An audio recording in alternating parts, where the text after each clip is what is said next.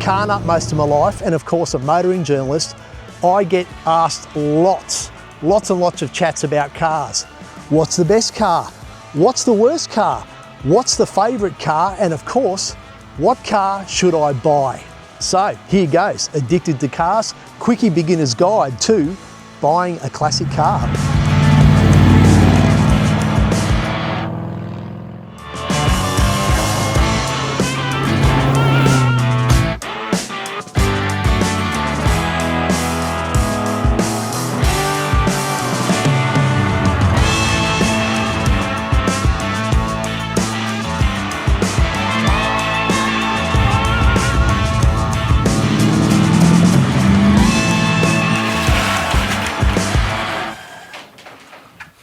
Magnificent. G'day folks, I'm Glenn Torrens. Welcome to another episode of Addicted to Cars. These days I concentrate on telling the story of older cars, classic cars, cool cars, and that got us thinking about the people out there that don't know much about these cars. It got us thinking about doing an episode on buying and learning about your first classic.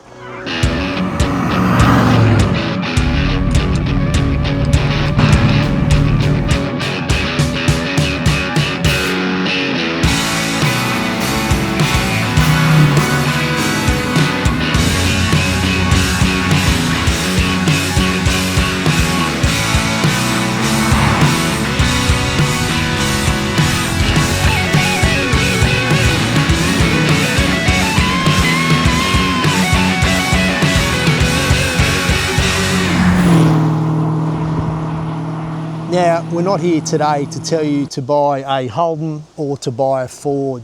I guess I just want to, give you a little bit of a foundation for making your own inquiries. You might want a Mini, you might want a Cadillac. I'll leave that up to you, but I guess I've picked up over the years a few mistakes that people have made. So in this video, I just want to explain a few of the basics, just a few of the things that you should do when you're investigating, when you're researching, and when you're buying a classic car. Us classic car people here in Australia have got around about 65 years of cool stuff to choose from.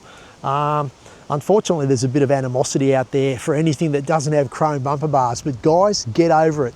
I'm a big fan of the Australian 1990s stuff, 1980s, 1990s.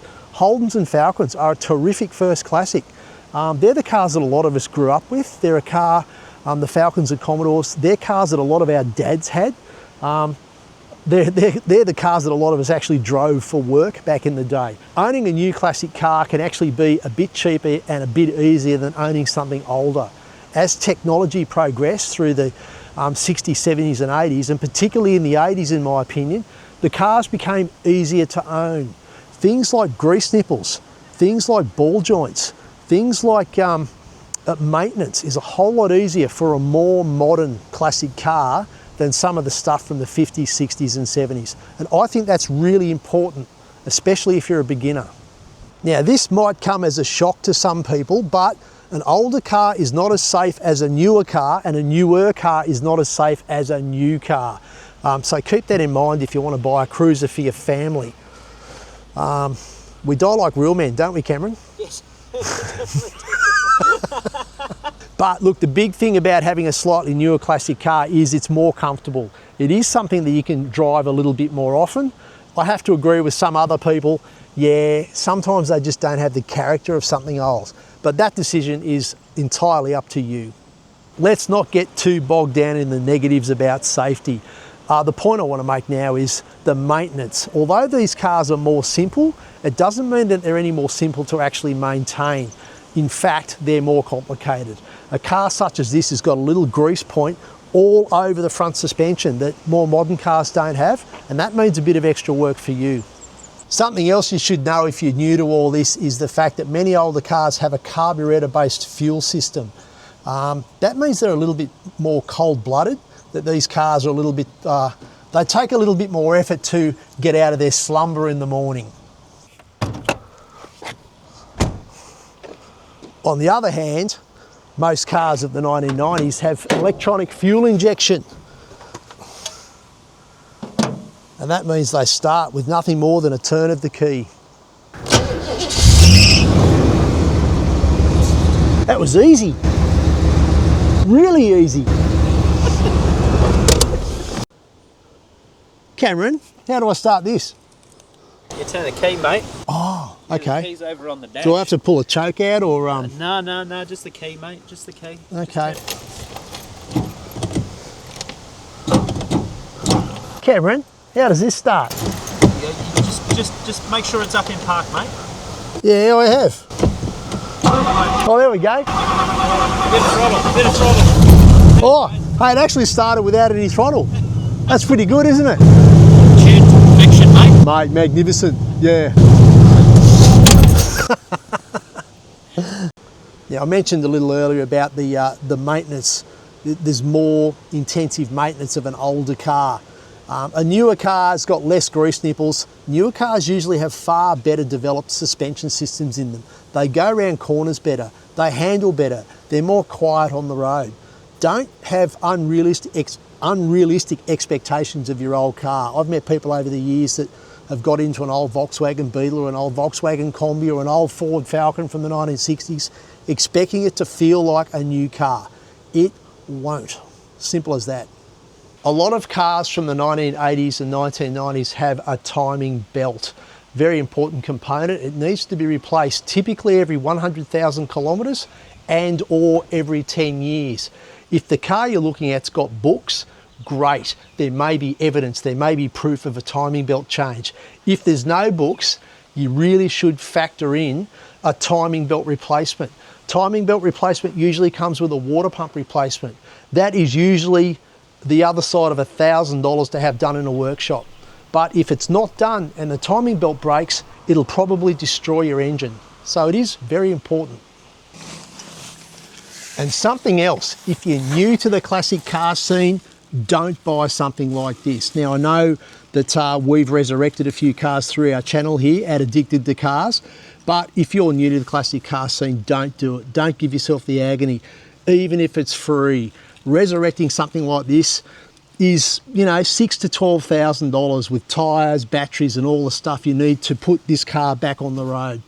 So yeah, as fun as it is, if you're a first timer, just don't. And this is going to hurt a lot of you parents out there. Don't do a father-son or a mother-daughter project with your kids. If you want a cool old classic car and work on it yourself, do it for yourself, because chances are your kids are going to discover something else during their teenage years and they're going to wander off.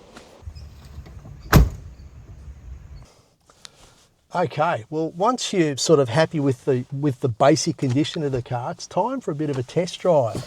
So these are the things that I do when I'm looking at a car, either for myself or for someone that I know. Yeah, get the car started. Make sure that the tacho works if you're fitted with a tacho.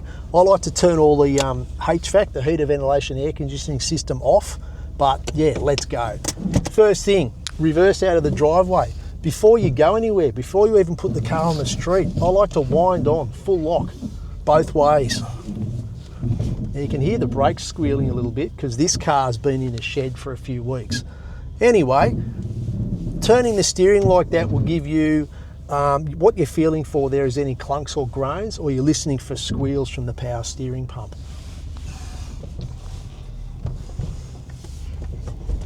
All right, into drive. Obviously check your conditions, make sure everything's good. Now what I like to do now with air conditioned cars is turn the air conditioning on very early in the test drive, because sometimes the air conditioning takes a bit of time to actually cool down. So aircon on. Might take a couple of minutes to warm up. Ha ha ha, see what I did there?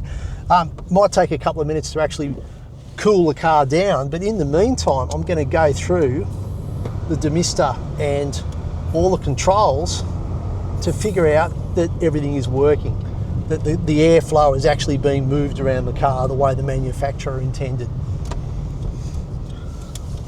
Well, I've just used the brakes for the first time. They work, that's great. We'll get back to the brakes in a moment, but what I'm feeling for now, what I'm looking for now is just any more clunks or groans, anything that is going to make the car, yeah, I'm only traveling at 40 k's an hour. Obviously I'm in an urban environment, so I'm not out pizzling the car just yet. But yeah, you're just getting a feel for the car, just to make sure that there's no horrible graunches, noises, any big mechanical issues. If you're close to a shopping centre, see if you can find some speed bumps. Little bumps like that can help highlight any noises, any issues, any damage in the suspension or dampers. Just another little part of the test.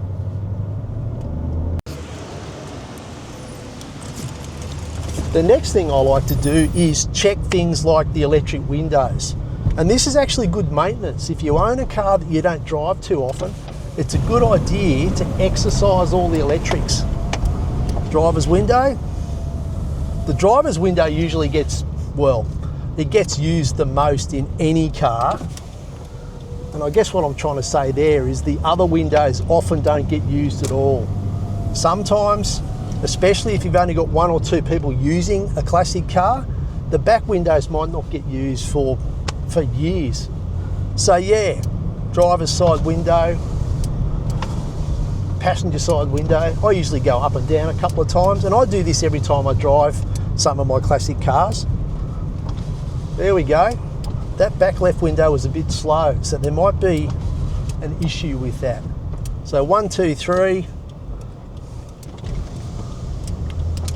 So yeah, all the windows work. Well, that's a big tick. Electric door mirrors.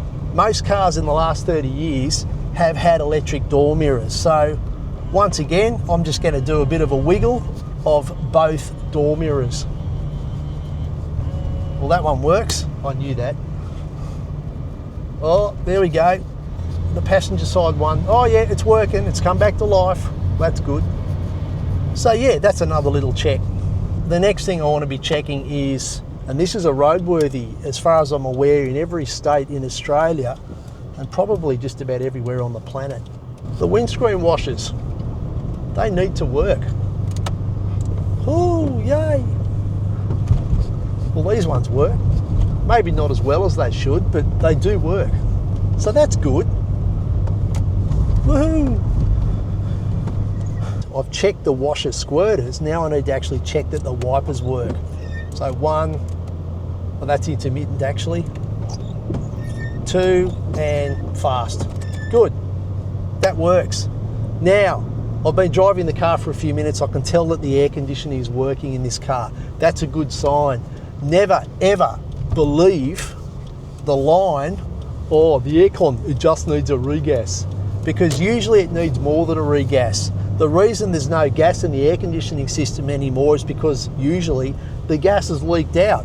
And the gas is leaked out through a leak. And that means, oh, well, the last time I had to recommission an air conditioning system, it cost me $1,000. And that was with me doing a lot of the work.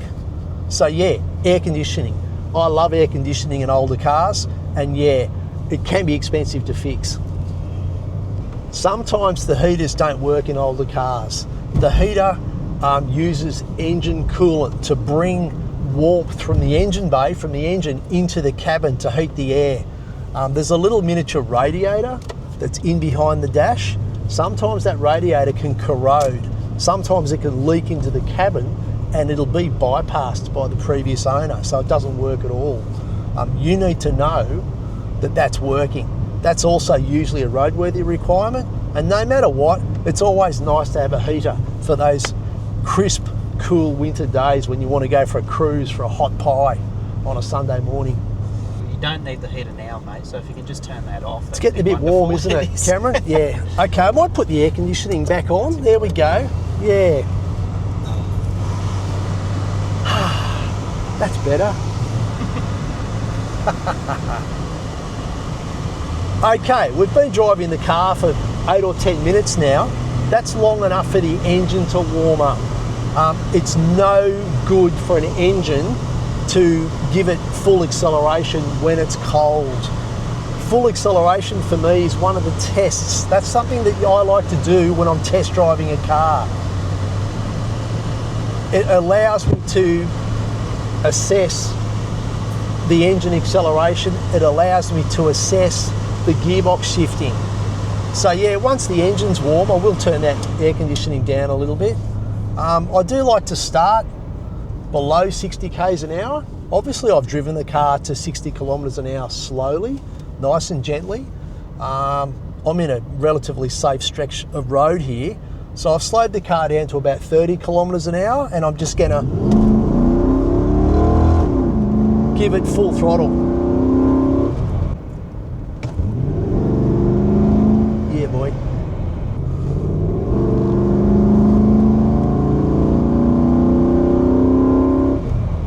Yeah, so this car's got a healthy driveline. Something else I'm listening for around about now is the differential. This car is a V8 Holden, it's rear wheel drive. A lot of cars, unfortunately Australian cars from the 1990s, did suffer from noisy differentials, and you hear that as a bit of a squeal from below the boot, from the rear seat area of the car. Something else that's important too if you're buying an older car is the steering wheel. It's always good to check for twist to make sure that the steering wheel isn't loose. But what's probably more important, what I've seen more of over the years, is people getting knocked back for rego with an aftermarket steering wheel. Something that's not original can actually cause you to not get registration. So keep that in mind. Quite often at speeds above 60 k's an hour, like out of urban areas, 80 and 100 zones, a wheel balance or a bent rim can reveal itself. So that's something else you're feeling for once you get up to sort of 70, 80, 90, 100 k's an hour, that there's no wiggle through the steering wheel, and there's no sort of vibration or thrumming through the body shell, through the seat of the car. I'm going to read the questions, Kristen. Okay. Radio. It's always a bonus if the original radio is fitted to your old car. Well, it is for me anyway. It's always a bonus too if it works. It might not be a deal breaker. It might actually not stop you buying the car, but obviously having a radio that works means there's less money to spend later. So once you're out on the open road, if the car's got cruise control, now's a good opportunity to see if it works. So on and set, and look, Mum, no feet. I guess the last thing we should check is, does the horn work?